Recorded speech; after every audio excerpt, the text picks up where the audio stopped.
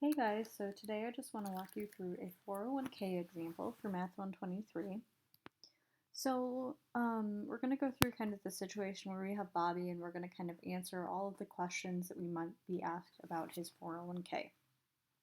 So it says that Bobby got a new job and his employer offers 50% matching on his 401k contributions. Now he decides to go ahead and contribute $100 every month. And we're going to kind of work this problem assuming that he can earn 3.5% interest and that he's going to leave his money in his 401k account for 20 years. So the first question that we want to answer is how much in total will be contributed into the account every month.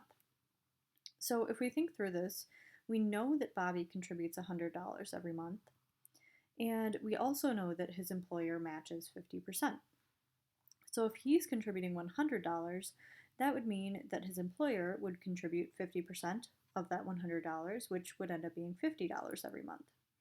So the total amount that's going into the account every month is going to be Bobby's $100 and then his company's $50 for a total of $150 every single month.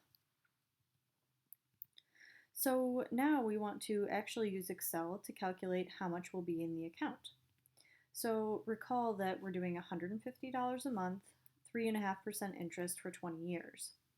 So this particular Excel function that we're going to use is the FV function, which stands for future value, and FV is used when you know how much is being contributed every month, what the interest rate is, and the number of years. And it allows you to figure out what the actual balance on the 401k would be. So in order to use the FV function, we type the following information into Excel. We do equals FV, and then we start a parenthesis, and then you put the monthly interest rate, you put a comma, you put the number of contributions, stick another comma in there, and then you put the contribution amount. Now this is the monthly contribution amount. So in Bobby's case, our formula is going to be found by, or our actual value is going to be found using the following formula.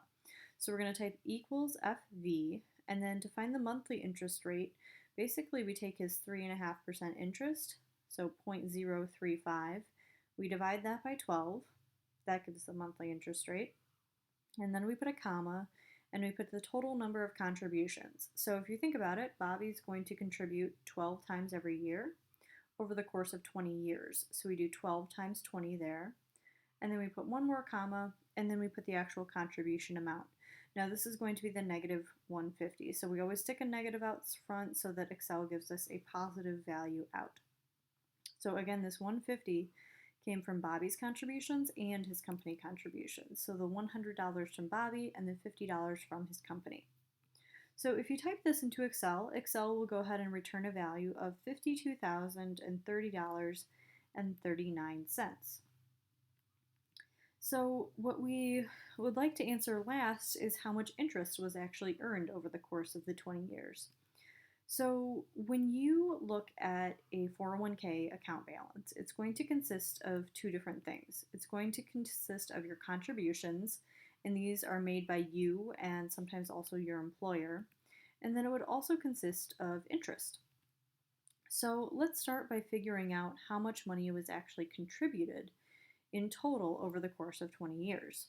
So we know if we take $150 every month times 12 months in a year, we can figure out that $1,800 are put into Bobby's 401k account every single year. Now he's going to do this for 20 years, so we want to multiply our value by 20. So this ends up being a total of $36,000 over the course of the 20 years. Now we also know from the previous slide that the actual value of the 401k was around $50,000. So in order to figure out how much interest was actually earned, all we need to do is take the account balance from the previous slide and then subtract the contributions, because everything else that's actually in the account is going to be interest. So all we do is we take that $52,030.39 and we take away all of the contributions that Bobby and his employer made, and it leaves us with a total of $16,030.39 in interest. Now, if we look at this over the course of 30 or 40 years, we'll find that the interest grows even more rapidly.